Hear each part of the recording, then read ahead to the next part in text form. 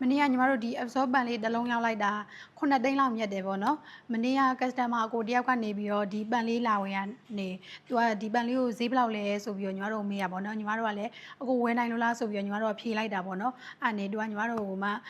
တယောက်ကို3ချက်လောက်စီဆင့်ပြီးတော့ထုတ်တာနော်မောင်လေး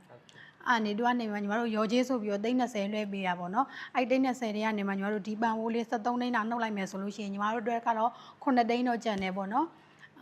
ညီမတို့ပစ္စည်းရောင်းဝယ်လုပ်တဲ့ထဲမှာတော့ဒီ absorb ပန်လေးကတော့အများဆုံးကျန်တာဖြစ်ပြီးတော့တွက်ချေအကိုက်ဆုံးပန်လေးဖြစ်ပါတယ်ပေါ့နော်ညီမတို့ဆိုင်ကိုလည်းဒီလိုမျိုး